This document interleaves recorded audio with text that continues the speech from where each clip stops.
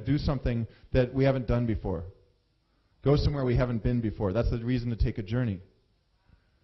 Okay, and then, thanks, Peter. Okay. Great, thank you. So the second is empathy. Why is that at the stern? Is that the stern of the ship? Well, somebody here has been on a ship and knows the difference between the bow and the stern. Am I right? No? Okay. Well, maybe in Romanian. What's the word for bow? Like the bow of the ship and the stern, the front and the back? Okay. Okay. All right. Well, it's probably not the most important point of the presentation, so I'll leave it. At any rate, empathy. The front of the ship. Okay. Thank you. Thank you. Okay. So the second quality is empathy.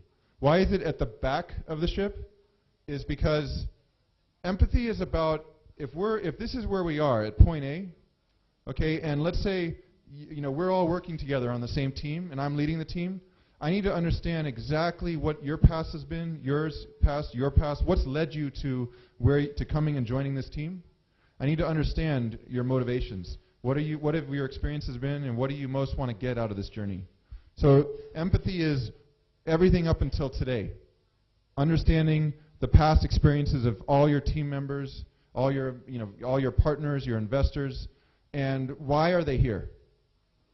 Okay, and so we're going to be looking at each of these, and to think of the ship example, imagine you're the captain. Let's say, what is your name? Ana Maria. Okay, nice smile. Okay, Ana Maria. Let's say Ana Maria is the captain. Okay, and I'm one of the passengers, and I come up and say, Ana Maria, I'm feeling really sick. Like, do you have any seasick pills? And you say, well, Tony, I'm sorry, we don't carry them. But you know what? Just throw up over the deck onto the water, and you'll be fine. Okay, like I'm probably not going to recommend her ship to other people. Probably going to get off at the next stop. Okay, or let's say I come and say, Ana Maria, you know what? I'm vegetarian, and the food is all meat. Like, is there any vegetarian food? And you say, well, I'm sorry, but just eat the meat. That's all we got. Like, again, the captain has to show empathy for the passengers. Okay, whether your team members, your employees, your partners, customers, we have to show empathy toward them to understand where are they coming from, what are their needs, how can we help them meet their needs. Okay, the third quality, and remember, this is the number one quality from the surveys: honesty, trust. And also, a lot of you that did the survey, the survey that we sent to you, you mentioned the importance of trust and how you want to, how do we learn more to construct that as leaders. Well, trust is in between point A and point B because it's the path that you take. Trust is every day. I'm on your ship.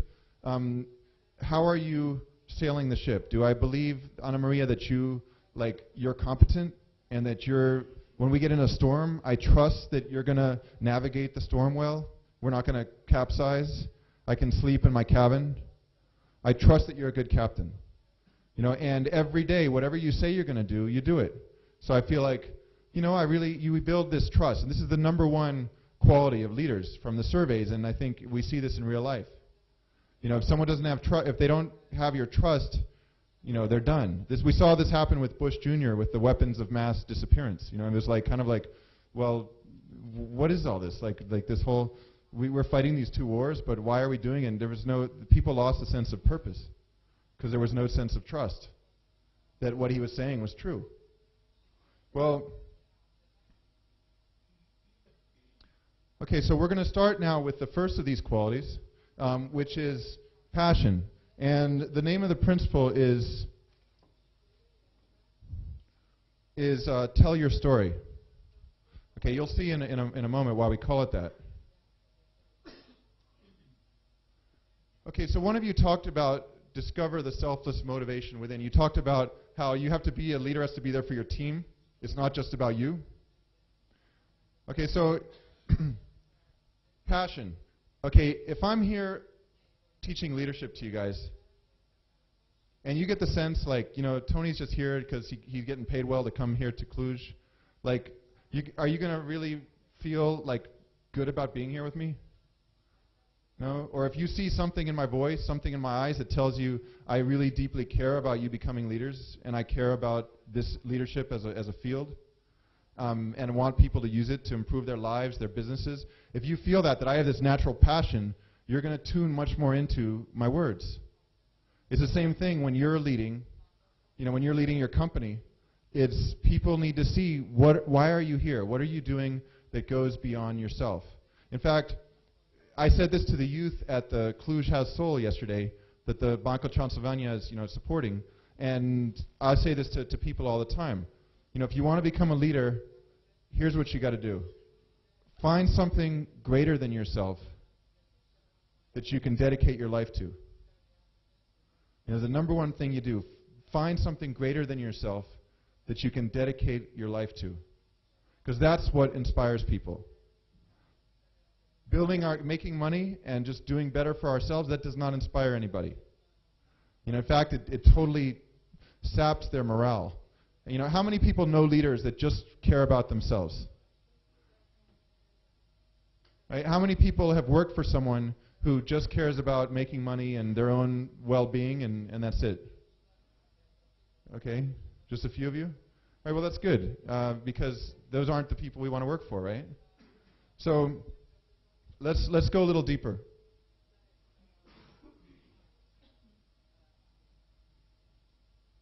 Okay, so I want you to imagine that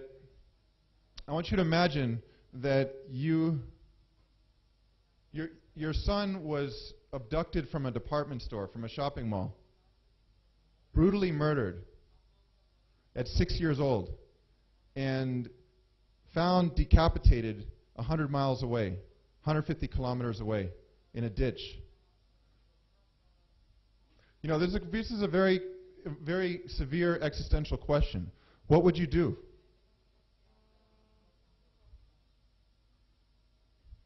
I'll tell you what most people would do. When people feel pain, they convert it into anger. So, for example, what a lot of us would do is we'd seek vengeance.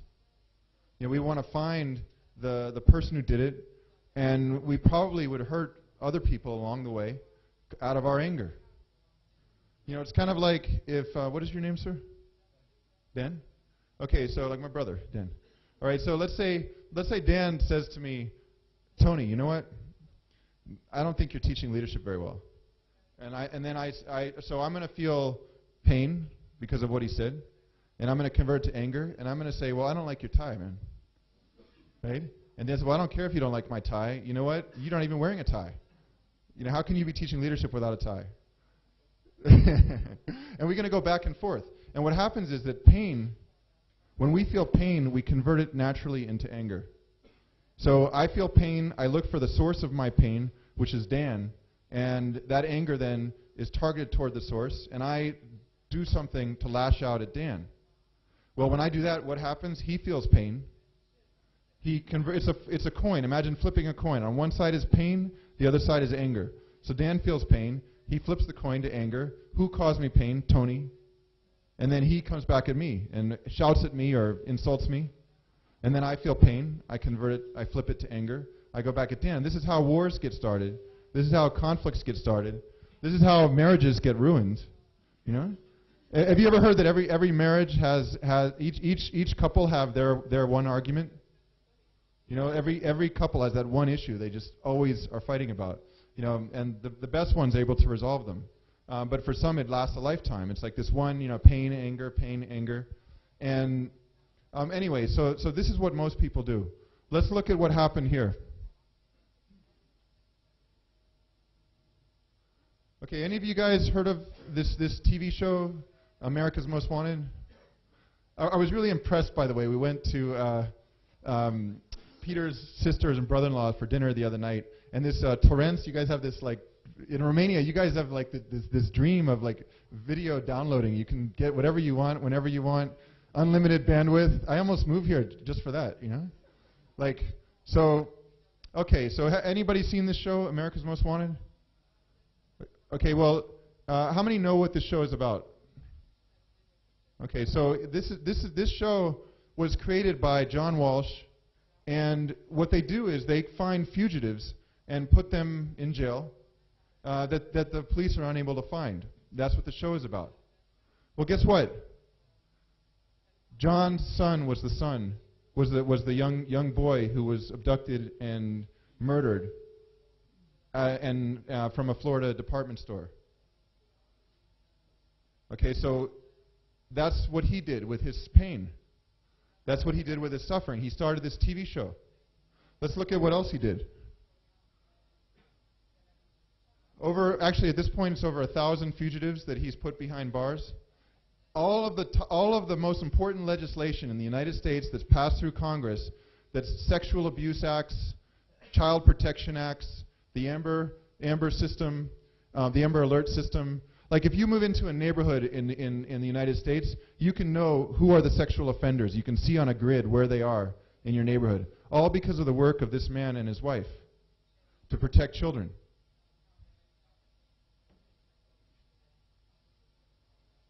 And this is what he said.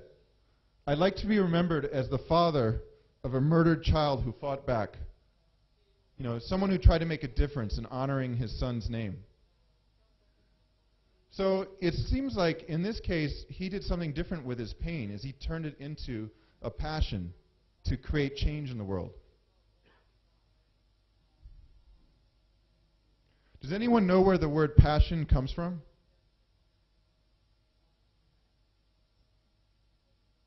Anybody? Okay, it comes from the Latin verb patire, P-A-T-I-R-E, which means to suffer.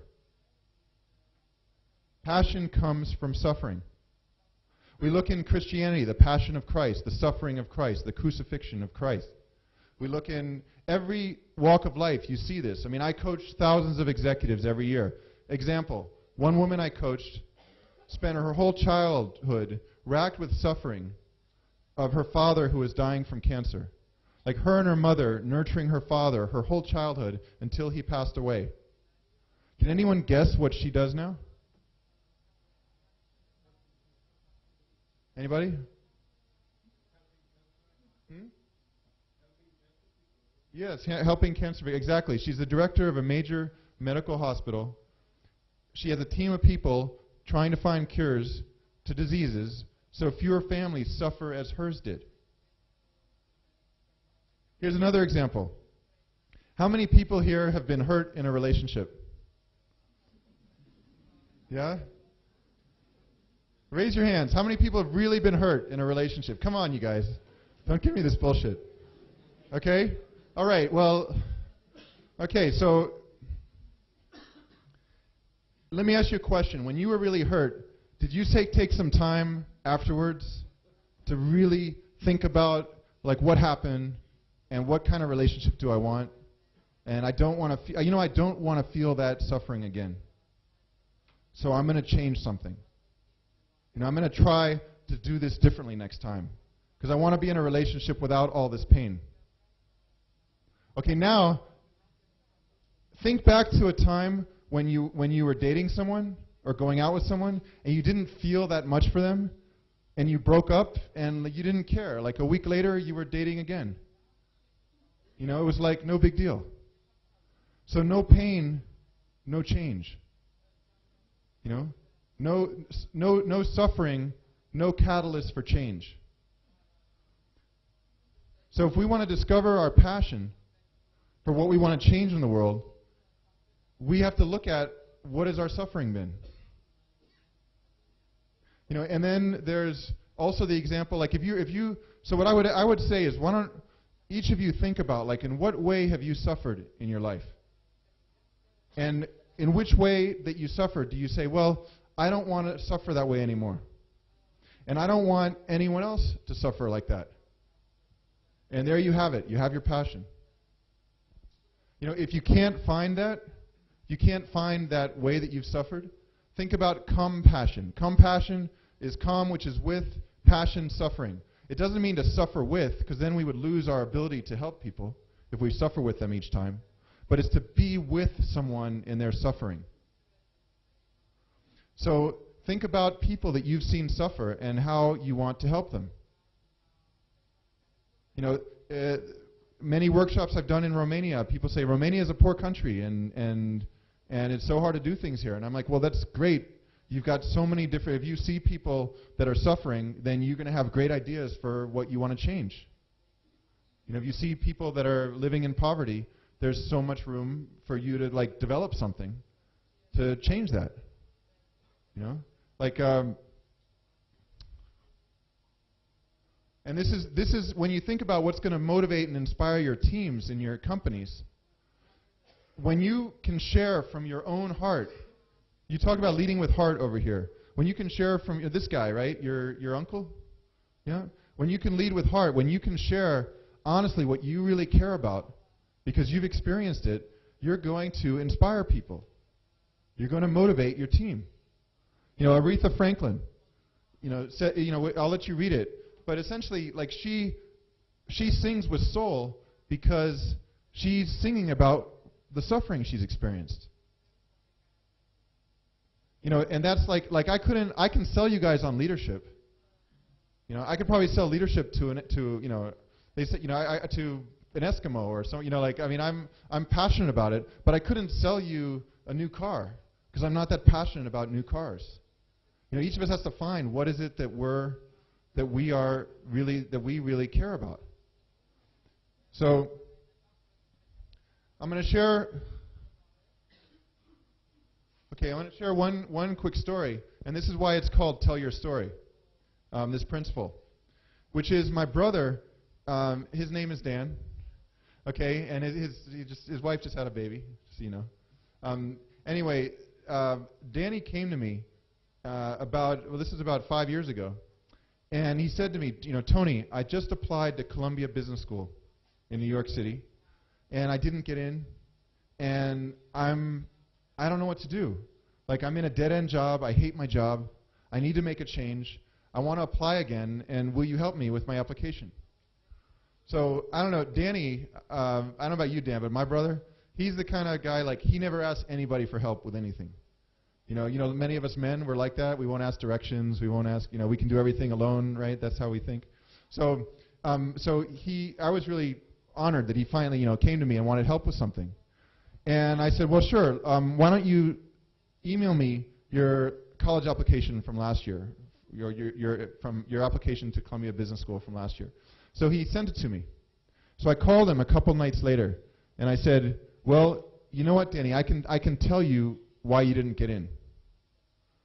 Really? Yeah. Okay, why? Well, sorry. I said, you told everyone what you've done, but you didn't tell them why you did it. I was like, these admissions officers at Columbia, they get thousands of applications. Everybody's had this job, this internship. They volunteered here. They worked in this country. You know, their eyes glaze over. That's not what inspires them. They want to know, what were the critical choices you had to make in your life, and why did you make them? What, you know, because that's what tells them who you are. So he redid his application for the next year, and he really wrote from the heart about like what he really cared about, what he wanted to do in his life, and he got in. You know, so it's the same thing, telling your story. When you're working with your team, when you're selling something to a customer, you got to bring you into the picture and talk about what are your motivations. Why are you doing what you're doing? One really quick strategy you can use with your team, start a team meeting by asking everybody, why do you walk through the doors of this company? Like, why are you here? You know, what is it that most motivates you about what we're doing? It's a great way to start a meeting. Get people to move from the sort of transactional to the transformational. What do they really care about? So I just got an email 2 days ago asking me to be a speaker at a high school graduation. And it's surprising to me sometimes, because what I often say at high school graduations is I say, this is the one thing I can guarantee you will experience from this day forward. Right? And so everybody looks at me, okay, what's he going to say? There's like 800 kids. And then I say, pain. And the parents start to look at me like, who's this guy? You know, why did they invite him? Like, this is not what we signed up for. Can we get another speaker? Can somebody? But then I say, the single factor that will most determine your future success is what you do with it. You know, all of us experience suffering in some way or another. The question is, what do you do with it? How do you apply it and channel it toward what you want to do in your life? Now, I want to make a note on this that I believe this is a window into how suffering gives rise to our passion. That there's a difference between sadness and depression. Okay, sadness is what John Walsh did. It's what this woman who started the cancer department in the hospital did. Sadness is when you feel suffering and you say, okay, I'm feeling sad. You know, I just had this tough relationship. It didn't work. Or whatever, I'm feeling sad because I'm seeing all this poverty around me. Or I'm feeling sad because I don't like that I'm finding it's hard with the people I'm working with for us to trust each other. So what a lot of people do is they say, why me, and this is horrible, and they feel like a victim. That's depression. Sadness is saying, I'm feeling this, yes, I'm going to embrace it. I'm not going to pretend I don't feel sad. But now what do I want to do with this? You know, how do I want to change this in my life and the life of others? And the difference is that people who are sad don't lose their connection with the people around